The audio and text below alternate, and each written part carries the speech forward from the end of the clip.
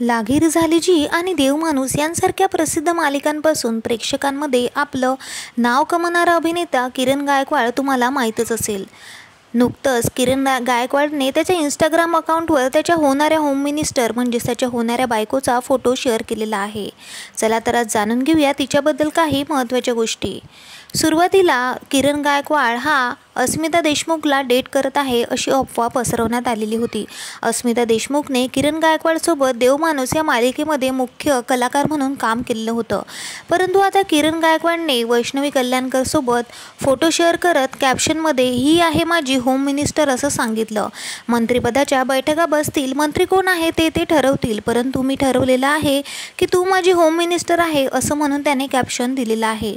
वैष्णवी कल्याणकर हिने तू चाल पुढं त्याचसोबत देवमाणूस या मालिकेमध्ये सुद्धा काम केलेलं आहे। त्या दरम्यानच दोघांची ओळख झालेली असावी आणि दोघंही प्रेमात पडलेले असावे असं बोलण्यात येतं। किरण गायकवाड याने आजपर्यंत 2च मालिकांमध्ये काम केलेलं आहे, परंतु दोन्ही मालिकांमधून त्याने भरपूर नाव कमवलेलं आहे। लागीर झाली जी आणि त्यानंतर देवमाणूस या दोन्ही मालिका त्याच्या सुपरहिट झालेल्या होत्या। देवमाणूस ही मालिका जेव्हा प्रेक्षक आजही आठवतात तेव्हा त्यांचा थरकाप उडतो, कारण देवमाणूस या मालिकेमध्ये किरण गायकवाडने उत्तम खलनायकाची भूमिका साकारलेली होती।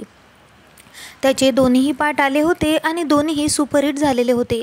शिवाय वैष्णवी कल्याणकर हिने आजपर्यंत तू चाल पुढं, देवमाणूस आणि टिकडी या मालिकेमध्ये काम केलेलं आहे। टिकडी या मालिकेमध्ये तिने मुख्य भूमिका साकारलेली होती, ज्या मालिकेपासून ती भरपूर हिट झाली। तर किरण गायकवाड आणि वैष्णवी कल्याणकर हे दोघेही आता रिलेशनशिपमध्ये आहे हे सिद्ध झालेले आहे आणि लवकरच दोघेही लग्नगाठ बांधणार असं किरण गायकवाडने सांगितलेलं आहे। आता सगळीकडे लग्नाची चर्चा उडलेली आहे। नुकतंच रेश्मा शिंदेने दीप पवनसोबत विवाह सोहळा पार पडला, त्यामुळे आता लवकरच किरण गायकवाडसुद्धा वैष्णवी कल्याणकरसोबत लग्नबंधनात अडकणार हे त्याने सांगितलेलं आहे। तर तुमचे मत याबद्दल काय आहे आम्हाला कमेंट करून नक्की सांगा। भेटूया परत, धन्यवाद।